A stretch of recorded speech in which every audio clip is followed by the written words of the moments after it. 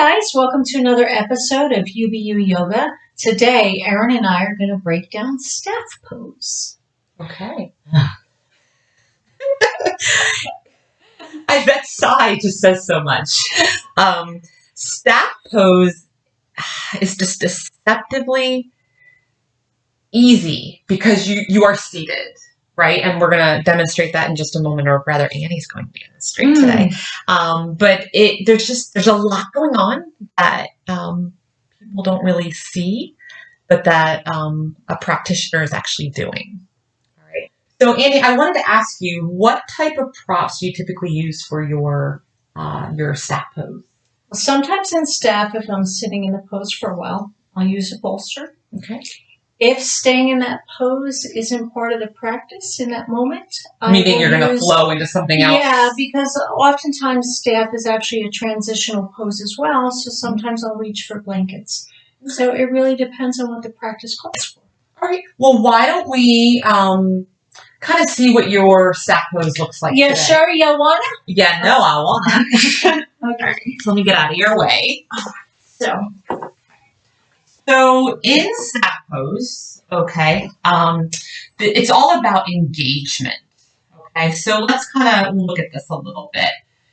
The goal, I should really say, is to have a straight back. All right. You want to have engagement from from your shoulders to your hands to your legs to your feet. There's a lot going on. And already I can just tell, Annie, you look so miserable. Well, here we go with the back. Yeah, and that's the first thing. And honestly, there's engagement. There's a difference between engagement and effort. And it's such a small thing, but I can see you holding on, and it's almost like you're holding on just to stay up. Yeah, I'm trying not to fall down. And that's not the same thing we're trying to do here. So you said you usually use a bolster. A bolster would be my first. Do you want to bring that onto your mat then? Create a little bit of height here. Yeah.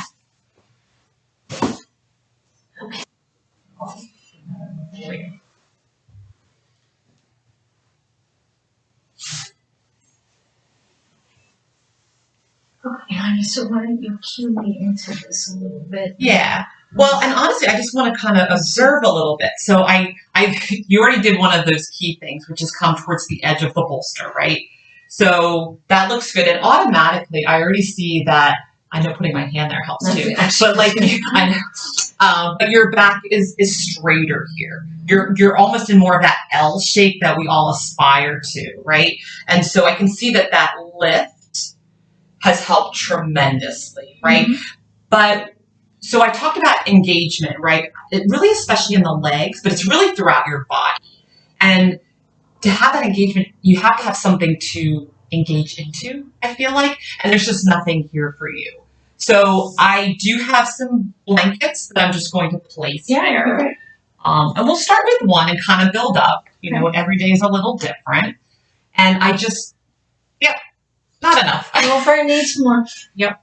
All right. So I'm going to actually do this a little smoother. Oh, see, that feels great. Yeah. And you just brought the ground all the way up to my knees. Yeah. Here, which this allows me to actually kind of ground down a little bit. And I saw that very subtle adjustment. And come forward and create. Mm-hmm. And draw your shoulders back. Okay. Yep, away from ears. Good. Now let's work on that engagement for the top part of the body. Good. So the goal is to bring your hands down by your hips, right? Press through your hands, straighten the arms. Beautiful. And there's a flex in your feet as well. Mm-hmm. And your gaze is forward. This looks great. And so you said that you usually do this kind of setup, especially the bolster part, when the teacher says we're going to be here for a little bit, right? Because this is kind of a fancy setup, right? But we also had mentioned earlier that this stack pose typically goes right into another pose, right? Correct. And this is a lot to move on and off the mat. So I know you don't always do this during class time. So can we see that setup? Yeah, absolutely. Yeah, I certainly wouldn't use all of these props during a sequence. So in that respect, I would be more inclined to just grab a couple of blankets and create that height for myself. Because the blankets I can easily shift out of the way when need be. So here I'm just going to keep the fold as is. And you'll see that she really created the height that you previously had with the bolster. And I'll come into this the same way. Mm-hmm. Now, sitting toward the edge of the blankets, just as you did previously. Now, I always want to like fill the gaps in, right? Mm-hmm. That's something I learned from a great teacher. But I don't know that that's appropriate here, right? Right. Why not? Well, from staff, one of the common transitions is going straight into boat pose. So in that respect, I don't want to create chaos here by having to move things out of the way. Right. And we're not lingering, right, in this pose. We're pretty much going right into the next one. We're not staying here too long, but again, we do want to make sure my foundation is strong. Yes, so and my back is nice and tall, and then I still am grounding down to some degree. So at least here. So let's show that engagement, right? So let's show the engagement in the legs. And you may have a very soft bend or maybe even a very generous bend in this pose.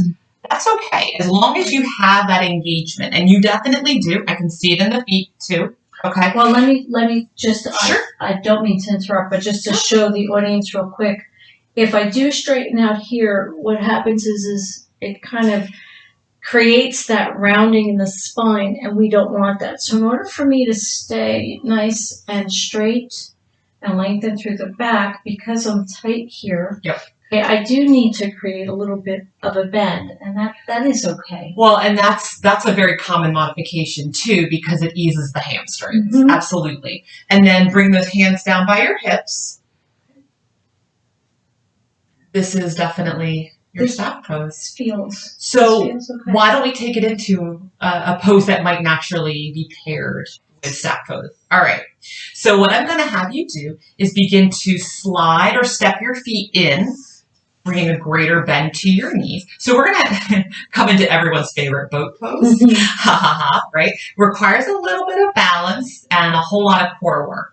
Okay? Yes. So from this pose, I love that you kind of brought your hands kind of to hold your knees close. Mm-hmm. What I'd like you to do is bring your hands just underneath your thighs.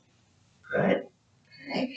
And we're not going to get real fancy with the start of boat pose, okay? I want just the meat of this pose, which is really the core, okay? So, and I see you already doing it. So I want you to draw the belly button in towards the spine and then begin to lean back, testing and engaging that core. So really have that engagement, right? You don't need to go too far to feel it. Draw the shoulders back. Good. Then if you'd like, now this is boat, right? You don't have to lift the feet, but if you want to challenge yourself today, and I know that look on your face when you're determined, you can begin to lift your feet away from the mat. Good. And if you want to get real fancy, you can free one hand and then the other, palms facing up. And then reach the hands forward, yet draw the shoulders back. And key, make sure you're breathing. This is the one where we forget, as if not breathing will help us stay in the pose. And then Annie, whenever you're ready to come out, just allow the feet to come back to the mat, rest your hands, and just get as comfortable as you can for a moment or two. So that was fun. Yeah. Yeah, absolutely. And I think really realistic too, right? We have a lot of props, and yes, we are always encouraging you to use really as many as, are needed. But there's also the reality of, okay, I love that I can use 7 blankets. But if you're not staying in a pose for that long, maybe you make do with 2 so they're easy to slide so you can prepare for the next pose. So it's being thoughtful, I guess, about props. Would you agree with that? Absolutely. And sometimes an excessive amount of modifications can actually hinder your practice. So it's about, again, what works best for you in the moment with what you're doing. And balance. Yes. Yeah. And I find for me that, perhaps the bolster feels better when I'm in staff pose, but by way of that flow and that movement of going from staff into boat, The blanket is just as beneficial. Yeah. So I do think that that's really our message today. We do love our props. We will never stop singing their praises, but be thoughtful, I guess, about props, and then maybe think of the practice as a whole, and know that, as you said, I know like you could probably live on your bolster, and that would be the best support ever. But in a movement, in a flow of your practice, or just getting from one pose to the next, sometimes it's just very cumbersome. And sometimes what you get with a bolster, just for as an example, you can get with 2 blankets. Absolutely. Or a block if that's appropriate. So I guess that's really our takeaway today. Yeah, so sometimes in a sequence it's okay to simplify, but still so important to find that support that you need. And there are many ways in which we can do that. Absolutely. So thank you guys for watching. We appreciate you, and we hope you have a wonderful day. Till next time, bye-bye.